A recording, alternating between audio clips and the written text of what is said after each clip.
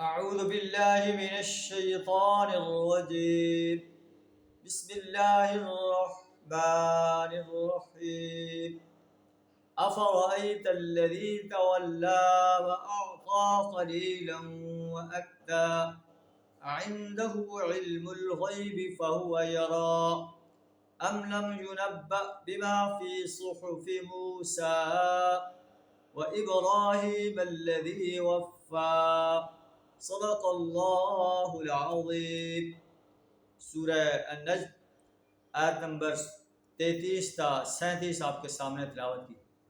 اس میں ایک قریش کے سردار کا واقعہ بیان فرمایا گیا، ولید بن مغیرہ، جو اسلام قبول کرنے کے قریب پہنچ گیا تھا، لیکن اس کے ایک ساتھی نے اسے کہا کہ تم اسلام قبول نہ کرو، مجھے اتنے پیسے دے دو، میں تمہارے حصے کا عذاب جو ہے بھگت لوں گا۔ تو اس نے تھوڑے سے پیسے اس کو دیے، پھر روک لیے۔ قرآن اس منظر کو بیان فرما رہا ہے۔ افرأیت الذی تولی، اے نبی صلی اللہ علیہ وسلم، کیا تم نے اس شخص کو بھی دیکھا جو راہ خدا سے پھر گیا؟ وَأَعْطَى قَلِيلًا وَأَكْدَى، پھر تھوڑا سا دے کر رک گیا۔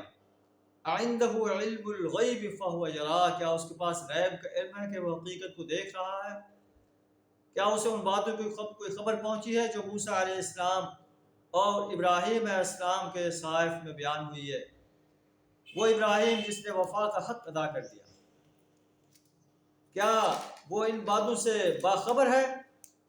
اللہ تزر وازرۃ وزر اخری، کیا اسے یہ معلوم نہیں کہ کوئی بوجھ اٹھانے والا قیامت کے روز کسی کا کوئی بوجھ نہیں اٹھائے گا؟ یوم یفر المرء من اخیہ، انسان اپنے بھائی سے، ماں باپ سے، بیوی بیٹوں سے فرار اختیار کرے گا۔ ہر ایک کو اپنی پڑی ہوئی ہوگی جو اسے دوسرے سے بے پرواہ کر دے گی۔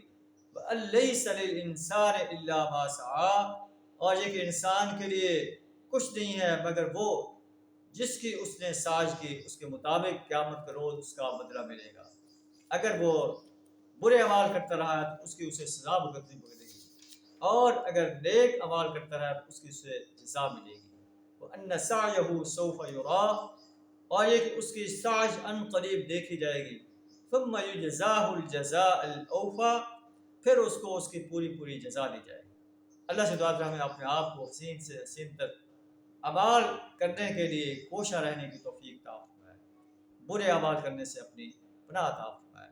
وآخر دعوانا ان الحمد للہ رب العالمین۔